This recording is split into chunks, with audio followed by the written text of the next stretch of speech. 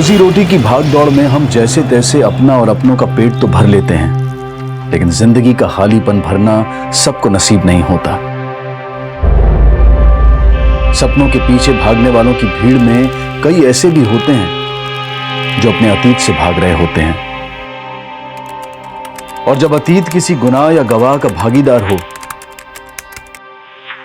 तो चैन की नींद कहां मुमकिन है।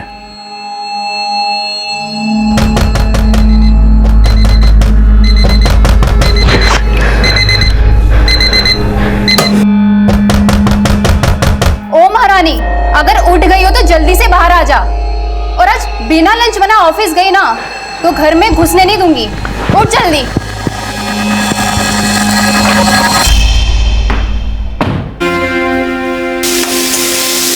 जब आज खौफ से सहमा हो तो कोशिश होती है वक्त से तेज भागकर अपना कल बदलने की।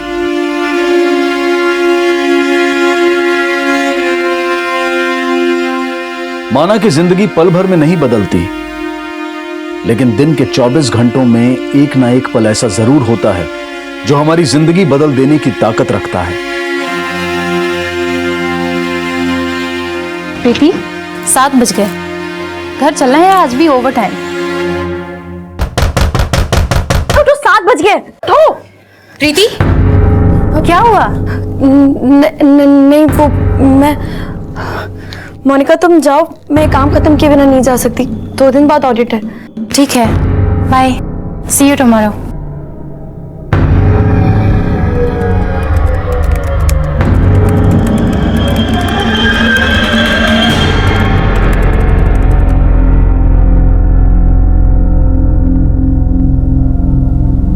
Good night madam. Good night.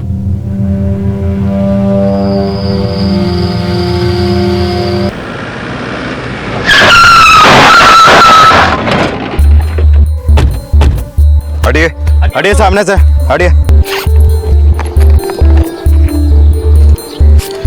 सिर्फ कैश, एटीएम कार्ड सब है इसमें। मोटिव लूट का लगता भी नहीं है। यादव, देखो बैग में कोई आईडी वगैरह है क्या?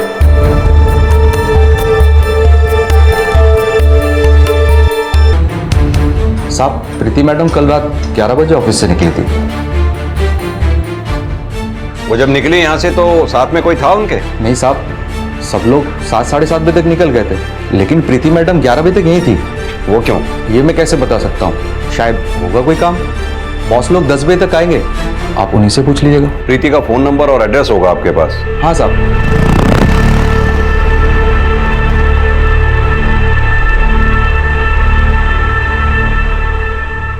आपके बेटे के कहने पर आपको छोड़ रहा हूं। दोबारा अगर ऐसी हरकत की ना तो केस बना दूंगा। आप लोग तो सिर्फ केस बनाना जानते हैं। मेरा बेटा 3 साल से लापता है, उसे तो आप लोग ढूंढ नहीं पाए।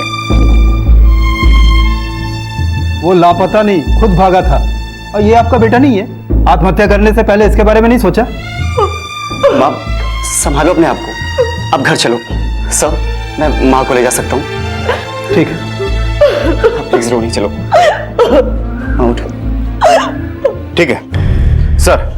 प्रीति सेक्टर 26 में अपने कजिन ब्रदर और भाभी के साथ रह रही थी। शिनाख्त के लिए उन लोगों को बुला लिया। जैसे ही ऑफिस का स्टाफ आता है सबसे पूछताछ करो। इस ऑफिस से लेके क्राइम सीन तक जहां जहां सीसीटीवी है सबकी फुटेज निकलवाओ। तब तक मैं प्रीति के भैया भाभी से मिलता हूं। सर।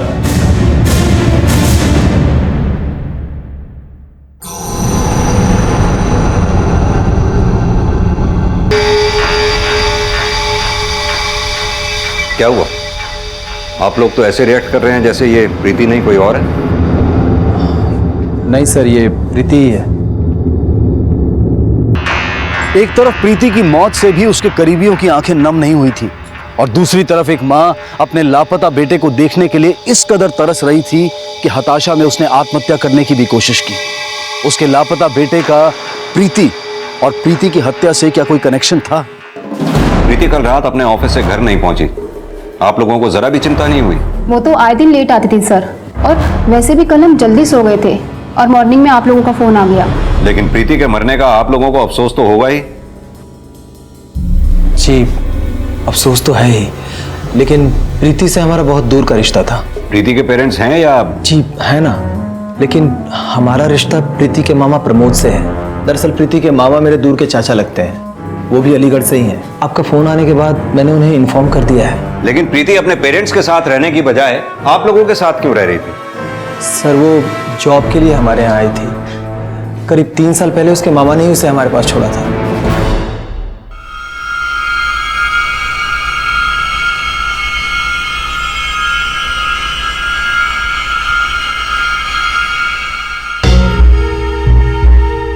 प्रीति पिछले 3 साल से आप लोगों के साथ रह रही थी।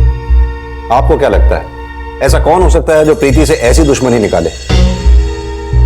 सर अब इसके बारे में तो हमें कोई अंदाजा नहीं है। दुश्मन का अंदाजा नहीं, लेकिन कोई दोस्त, बॉयफ्रेंड? सर इसके बारे में तो हमें प्रीति ने कभी नहीं बताया कि उसका बॉयफ्रेंड था या नहीं। इनफैक्ट वो अपनी पर्सनल लाइफ के बारे में हमसे बहुत कम बातें करती थी। सर मुझे नहीं लगता कि प्रीति की लाइफ में कोई बॉयफ्रेंड होगा, क्योंकि वो अपने काम को लेकर फोकस थी। सर मैंने उसे कई बार कहा था कि तुम टाइम पर घर चली जाया करो, पर शायद उसे घर जाना अच्छा नहीं लगता था। कल भी वो ओवर टाइम कर रही थी और इसी ओवर टाइम के चक्कर में उसके साथ ये हादसा हुआ। आप कहना क्या चाहती हैं, साफ साफ बताइए। सर कल 11 सवा 11 बजे प्रीति ने मुझे फोन किया था। तब ऐसा लग रहा था जैसे वो किसी प्रॉब्लम में थी।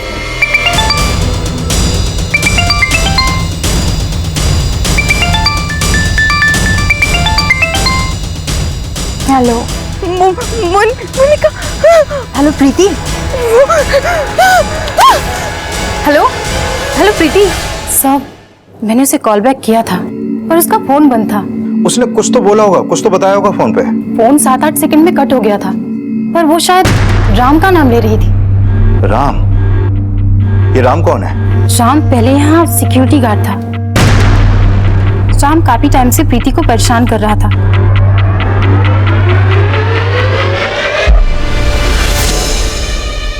मुझे पता चला तो मैंने ही उसे राम की कंप्लेंट करने के लिए कहा। सब जब से उसे यहाँ से निकाला गया है मैंने उसे कई बार बिल्डिंग के नीचे देखा है। सब मुझे लगता है शायद राम ने ही प्रीति के साथ ये सब कुछ किया है।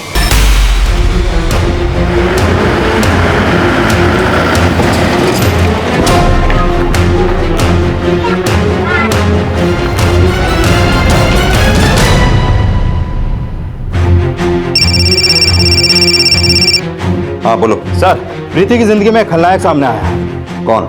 राम मेहदी, आसाम का रहने वाला है सर। अभी 1 हफ्ते पहले तक एरन टेलीकॉम में सिक्योरिटी गार्ड था। प्रीति की ईव टीजिंग कंप्लेंट में बाहर निकाला गया। सर कल रात उसे प्रीति को ऑफिस के बाहर देखा गया और अभी वो फोन बंद करके गायब है। उसके घर में भी ताला लगा है।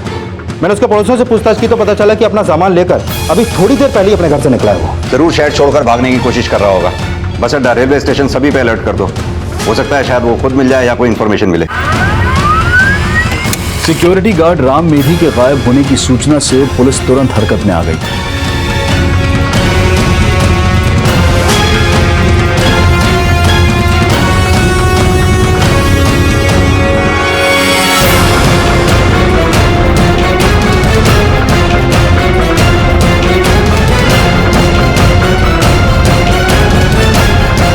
राम मेधी को जल्द से जल्द पकड़ने की कोशिश जारी थी। वहीं प्रीति के मर्डर की सूचना मिलने के बाद प्रीति के पिता और मामा नोएडा पुलिस स्टेशन पहुंचे। मेरी बेटी अपने पैरों पे खड़ा होना चाहती थी। बोली कि पापा मैं जॉब करूंगी। हमें क्या पता था कि उसके सपने ऐसे बिखर जाएंगे कि हमें उसका चेहरा भी देखना नसीब नहीं होगा।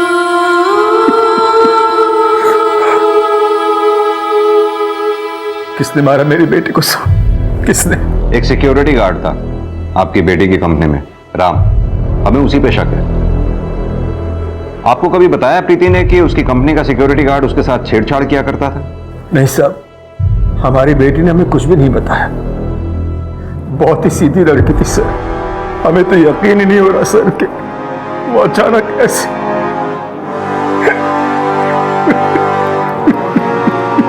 जी जय।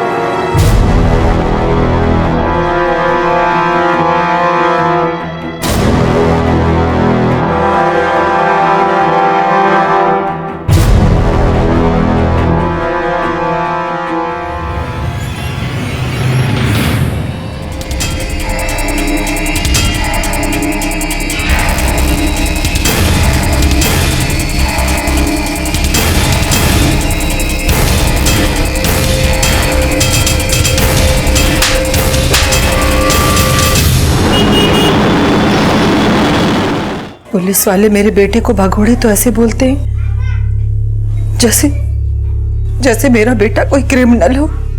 माँ, ये सिर्फ हम दोनों जानते हैं कि जय भैया ने कुछ नहीं किया, लेकिन आज जो आपने किया वो भी सही नहीं है। अगर आज आपको कुछ हो जाता तो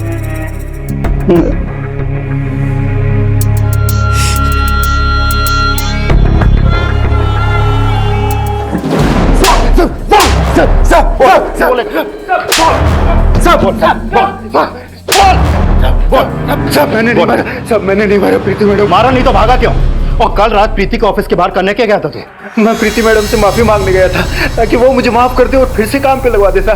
फिर सुबह जब मुझे मालूम हुआ कि उनका खून हो गया तो सब मैं डर के भाग गया, क्योंकि मुझे मालूम था आप लोग सब मुझे पे शक करेंगे, लेकिन मैंने प्रीति मैडम को नहीं मारा साहब। मैं सच कह रहा हूँ। खत्म तेरी सर, ऐसे सच नहीं उगलेगा। तोड़ो से, और तब तक तोड़ते रहना जब तक सच ना उगले। साहब मैंने नहीं मारा प्रीति मैडम, साहब मैंने नहीं मारे साहब।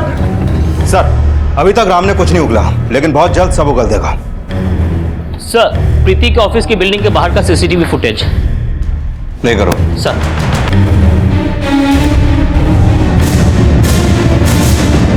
पॉज करो। सीसीटीवी फुटेज के हिसाब से तो राम मेदी वहां से चला गया था। प्ले करना।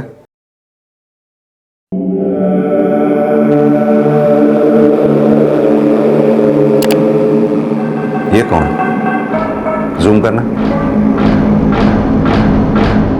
ये राम मेदी के जाने के 47 सेकंड बाद कोई दूसरा आदमी आ गया, चेहरा भी अपना पर्पसली ढका हुआ है। सवाल ये है कि राम मेदी के जाने के 47 सेकंड बाद वाकई कोई दूसरा आया या राम मेदी कपड़े बदल कर आ गया? मैं सच कह रहा हूँ सर, मैंने कुछ नहीं किया सर, मैं सच कह रहा हूँ आपसे। सर राम मेदी के ना तो घर में ऐसी कोई टी शर्ट मिली और ना ही रेलवे स्टेशन में बरामद हुए इसके सामान में है। सर हो सकता है ये राम मेदी ना हो। तो फिर ये है कौन जो राम मेदी के जाने के 47 सेकंड बाद आया और वहां गया जहां राम मेदी से डर के प्रीति छुपी हुई थी, और फिर 15 मिनट बाद ये वापस लौटा? वो दरिंदगी के 15 मिनट सिर्फ 47 सेकंड में तो प्लान नहीं किए गए होंगे। हो सकता है राम मेदी जानता हो कि ये है कौन। राम मेदी ने ही इसे प्रीति से बदला लेने के लिए भेजा हो।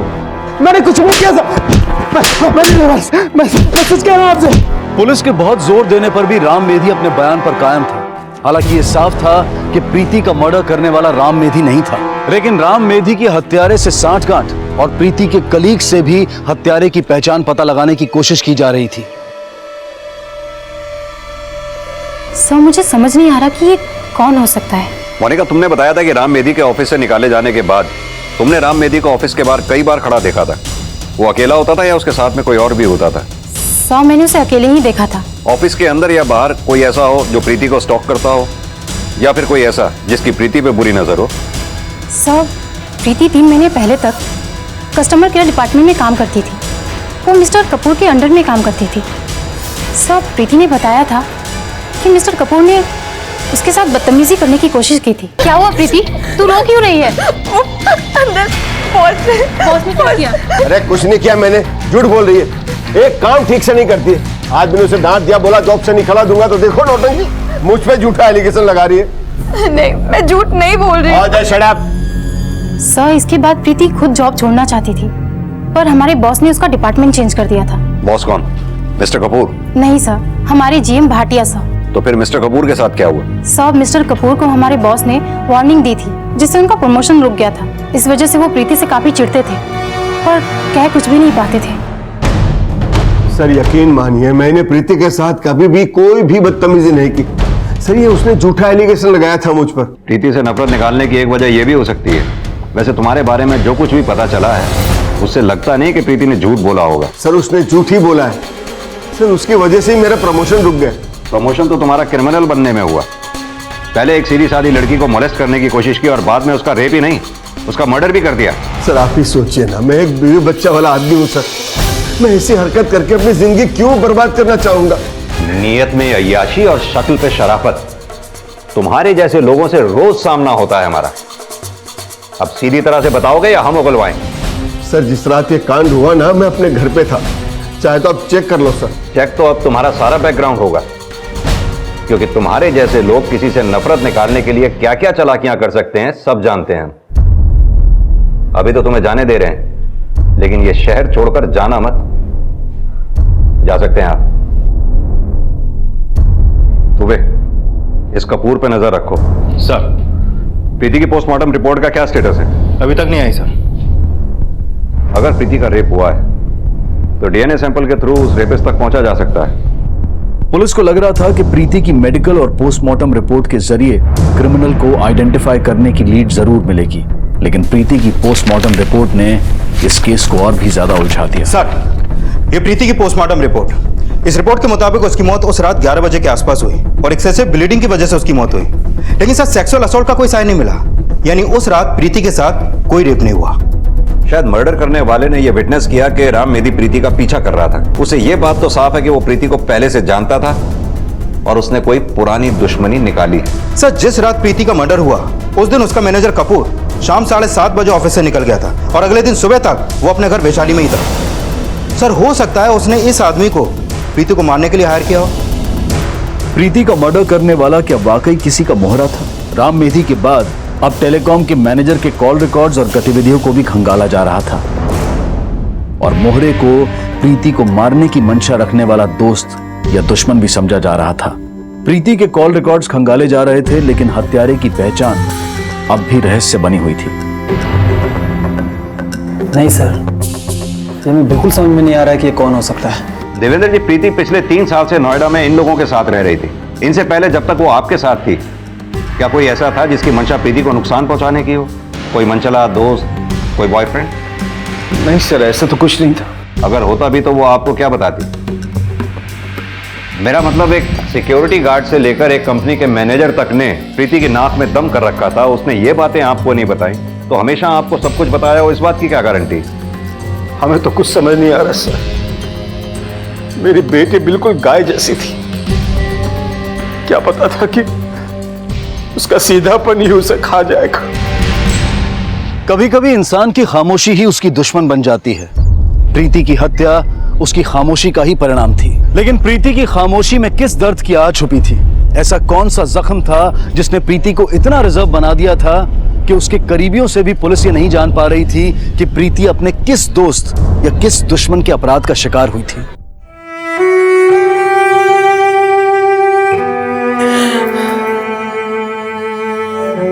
माँ, लो आप खाना खा लो, फिर आपको दवाई भी तो खानी है। कुछ नहीं खाना मुझे मुझे बस मेरा बेटा चाहिए। मुझे मेरा बेटा चाहिए। माँ, कहाँ जा रही हो आप? Police station. आज अगर उन लोगों ने कुछ नहीं बताया ना तो मैं खुद को नहीं, थाने में आग लगा दूंगी। माँ, वो पुलिस वाले हैं, हम उनसे ऐसे पेश नहीं आ सकते। तो क्या करूं? बोल क्या करूं?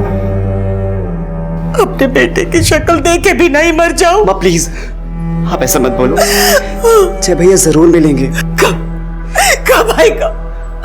कब आएगा? संभालना क्या? नहीं, मेरा जय भैया जरूर जल्दी। मेरा जय कब आएगा? आप बैठो, आप बैठो। कब आएगा मेरा बेटा? कब आएगा जय? लो आप खाना खा लो, फिर हम साथ में पुलिस स्टेशन चलेंगे।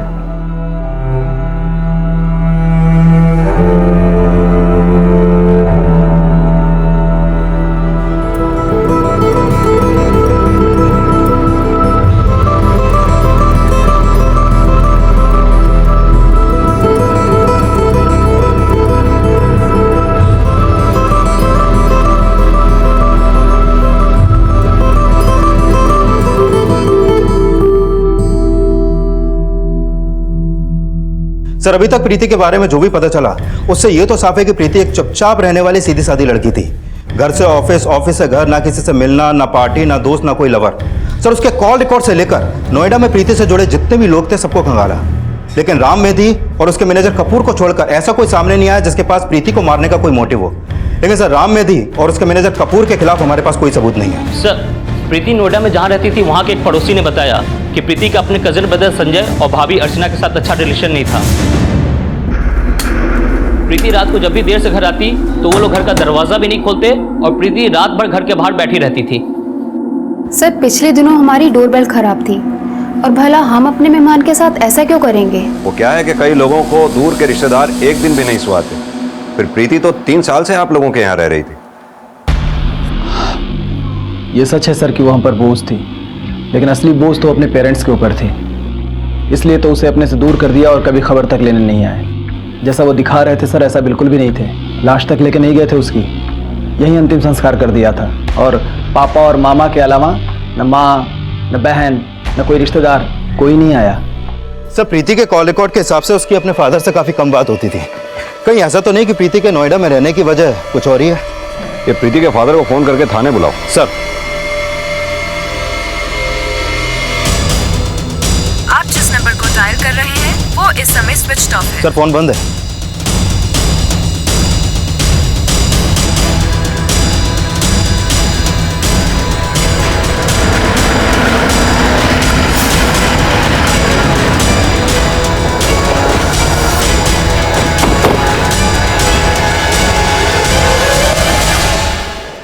ताला लगा हुआ है। सुनिए, ये देवेंद्र जी का परिवार कहाँ गया है जो यहाँ रहते हैं? 2 दिन पहले वो लोग शायद कहीं घूमने गए। घूमने गए? इनकी बेटी की मौत हो गई और ये घूमने गए? ये क्या कह रहे हैं साहब? 2 दिन पहले तो सही सलामत थी, उनके साथी तो गई है उनकी बेटी।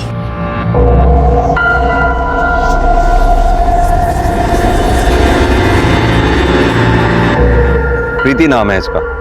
पिछले हफ्ते इसका मर्डर हो गया। मैं ऐसा नहीं जानती साहब, और मैं तो क्या यहाँ कोई नहीं जानता।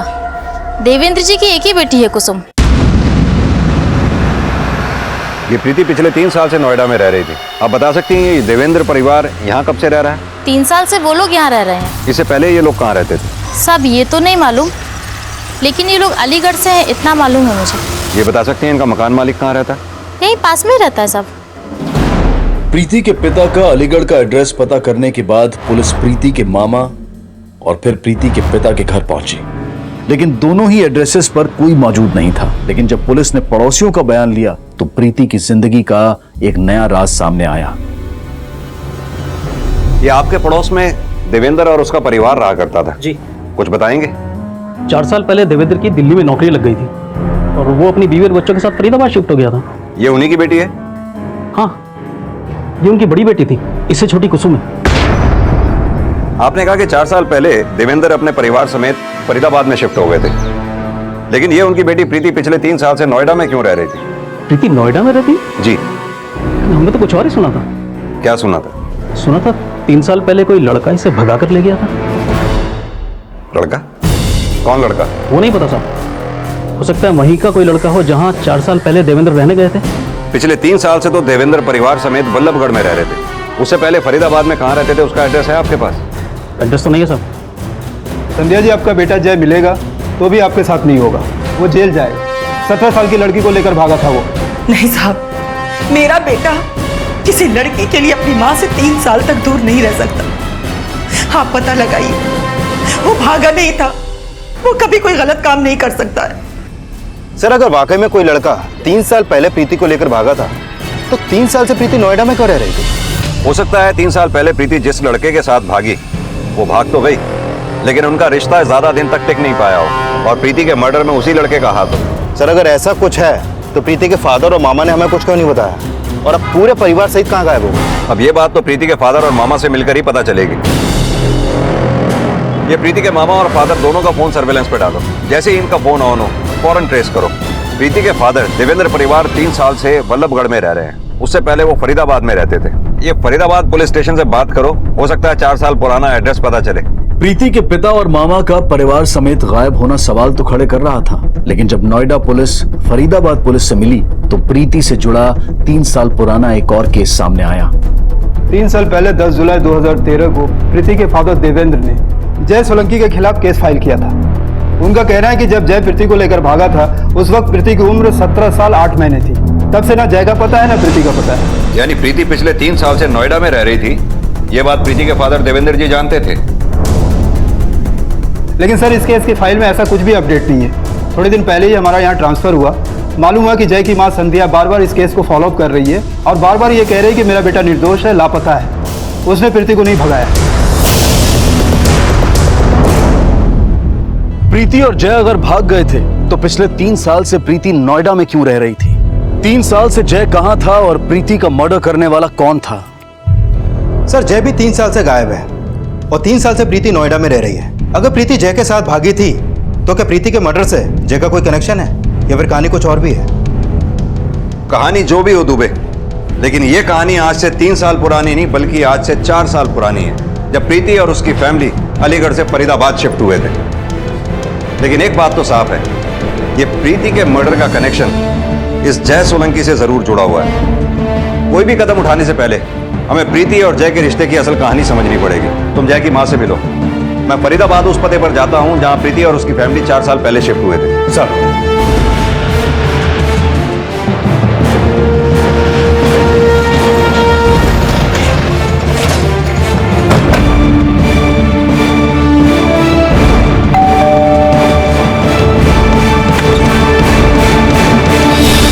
जी सर 4 साल पहले प्रीति की फैमिली हमारे यहाँ किराए पर रहने आई थी।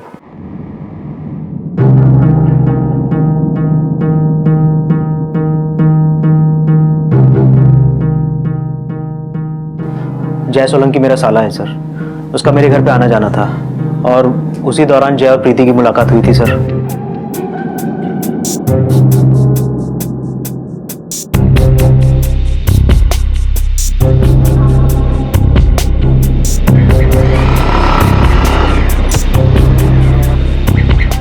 सॉरी। It's okay.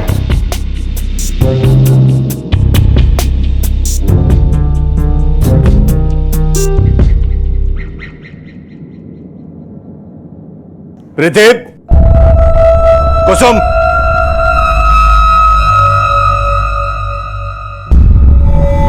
कौन हो तुम?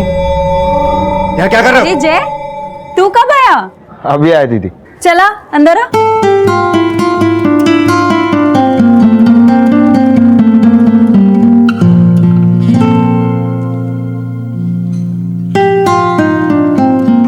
सर फिर देखते ही देखते उनकी पहली मुलाकात प्यार में बदल गई।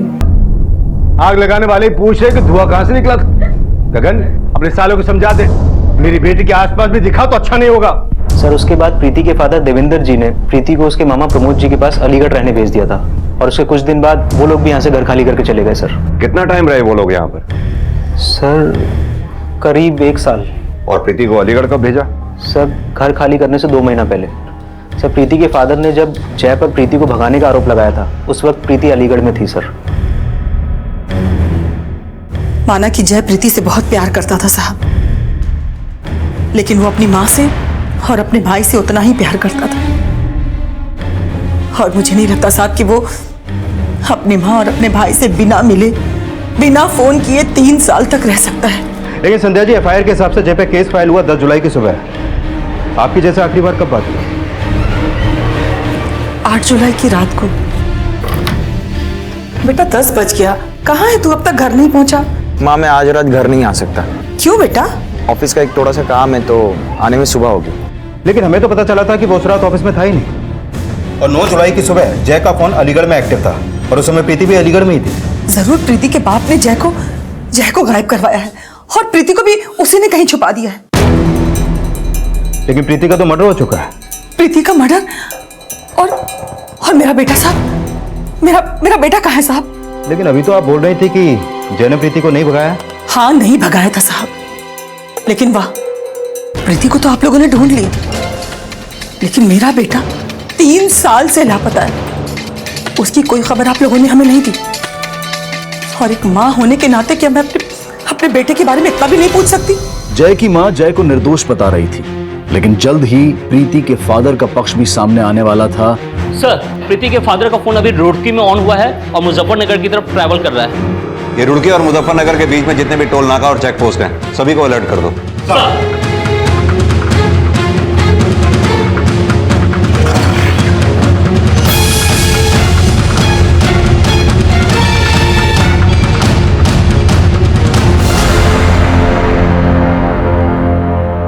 आप गलत समझ रहे हैं सर, हम लोग कहीं भागे नहीं थे। प्रीति की अस्थियां विसर्जित करने हरिद्वार गए थे। लेकिन 3 साल पहले आपने फरीदाबाद पुलिस में यह कंप्लेंट लिखवाई थी कि आपकी बेटी प्रीति जय सोलंकी के साथ भाग गई थी। आपने फरीदाबाद पुलिस से प्रीति को ढूंढने के लिए भी कहा था, जबकि आपने प्रीति को नोएडा में छिपा के रखा हुआ था। पिछले 3 साल से क्या छिपा रहे हैं आप लोग? ये सच है सर। 3 साल पहले वो लड़का हमारी बेटी को धोखे से भगा ले गया था।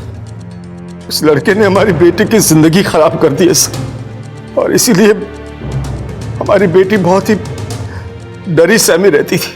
मैं आपको ये सब कुछ बताना चाहता था, लेकिन बदनामी के डर से खामोश रहा।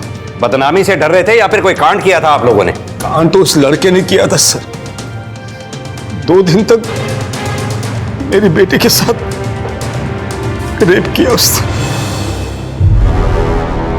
और फिर उसे बेसहारा छोड़कर भाग गया था। कहां छोड़ के भागा? होटल में। उसने सिर्फ रेप ही नहीं किया, प्रीति प्रेग्नेंट भी हो गई थी। उसका अबॉर्शन करवाना पड़ा था मुझे, और इन सब बातों से वो बहुत ही सहम गई थी सर। मैं किसी को कुछ बता नहीं पाया, क्योंकि अगर पुलिस को सब बताता तो कोर्ट कचहरी के चक्कर काटते काटते मेरी बेटी जीते जी मर जाती सर। इसलिए मैंने उसे सबसे दूर नोएडा भेज दिया सर। मैंने इसलिए भी छुपाया क्योंकि मेरी दूसरी बेटी भी है, कुसुम। अगर लोगों को पता चलता है कि मेरी पहली बेटी के साथ ये सब कुछ हुआ है, तो कुसुम का हाथ कौन थामता? इस वक्त जय कहां हो सकता है? पता नहीं सर, लेकिन वो 3 साल से इसलिए गायब है क्योंकि वो जानता है कि अगर वो सामने आया तो जेल जाने से बच नहीं पाएगा। और मुझे तो ये भी लगा था सर कि प्रीति को मारने वाला जय ही है, क्योंकि वो मेरी बेटी से नफरत करता था। उसके बारे में ये सब कुछ मैं आपको पहले बोल नहीं पाया सर। क्या लगता है दुबे, ये प्रीति का फादर देवेंद्र कोई कहानी बना रहा है या सच कह रहा है कि जय ने प्रीति का रेप किया और फरार हो गया? सर 3 साल पहले 9 जुलाई सुबह 3 से 7 बजे तक जय का फोन और प्रीति के पुराने नंबर की फोन लोकेशन अलीगढ़ की थी, और 12 जुलाई को प्रीति नोएडा गई। लेकिन प्रीति के फादर के मुताबिक जय ने 2 दिन तक प्रीति के साथ रेप किया। सर हो सकता है जय इसलिए गायब है क्योंकि वो जानता था कि सिर्फ किडनैपिंग के चार्ज में ही नहीं बल्कि रेप के चार्ज में भी वो अंदर जाएगा। अगर जय जानबूझकर गायब है तो हो सकता है उसने ये भी पता कर लिया हो कि प्रीति नोएडा में रह रही है।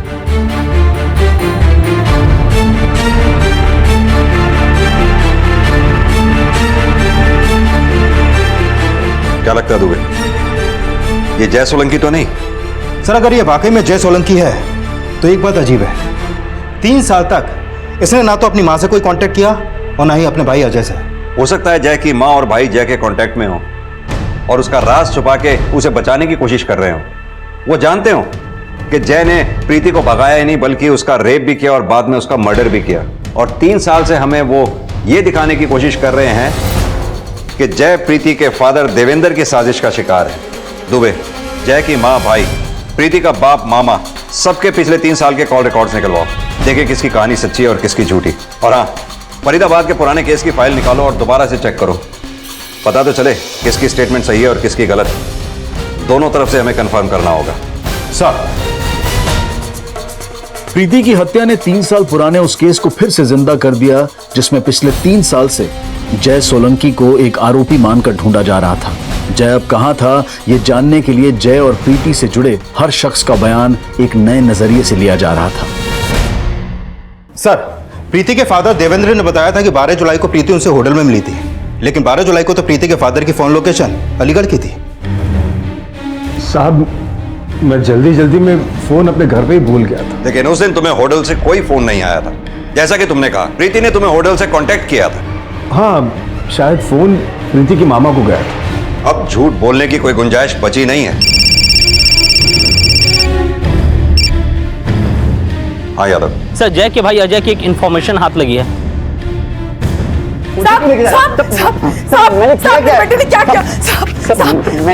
मैंने किया। प्लीज मुझे छोड़ो सर, प्लीज मुझे छोड़ो सर, प्लीज नहीं बोले मेरी माँ के लिए, प्लीज सर, प्लीज सर। तुम्हें तुम्हारी माँ की फिक्र है, लेकिन तुम्हारे भैया को तुम्हारे माँ की फिक्र थी? सर भैया माँ पे जान छिड़कते थे। तो फिर कहाँ गायब है तुम्हारे भैया 3 साल से? सर 3 साल से यही सवाल तो हम आपसे कर रहे हैं, और यही सवाल तुम पूछना चाहते थे प्रीति से। यादव,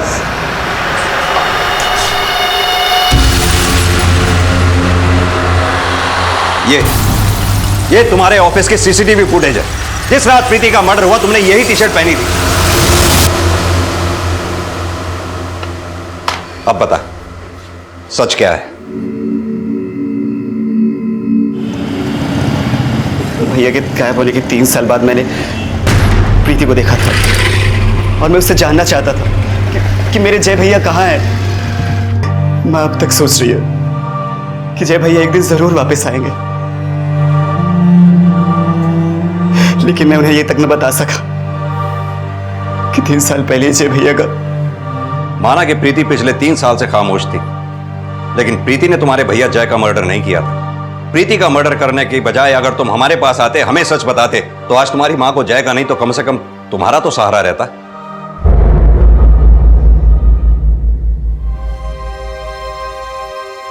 सच जब झूठ से ढका हो तो भ्रमित वो आशाएं होती हैं जो किसी को खोकर उसको पाने की उम्मीद नहीं छोड़ती।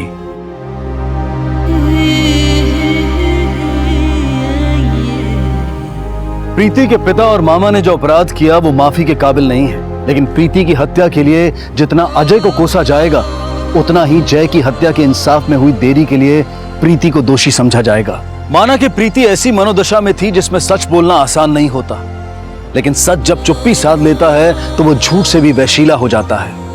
और चुप्पी को अपने दर्द की दवा समझने वाले अक्सर ये नहीं सोच पाते कि असल में चुप्पी ही उनके दर्द की वजह होती है। अब मैं अनूप सोनी आपसे विदा लेता हूं, फिर मुलाकात होगी अगले एपिसोड में एक और चौंका देने वाले केस के साथ। तब तक अपना और अपने परिवार का ख्याल रखें और देखते रहें क्राइम पेट्रोल डायल 100। सबक एक को सीख हम सबको। जय हिंद। ऐसे और भी मजेदार वीडियो के लिए हमारे चैनल को लाइक, शेयर और सब्सक्राइब करें।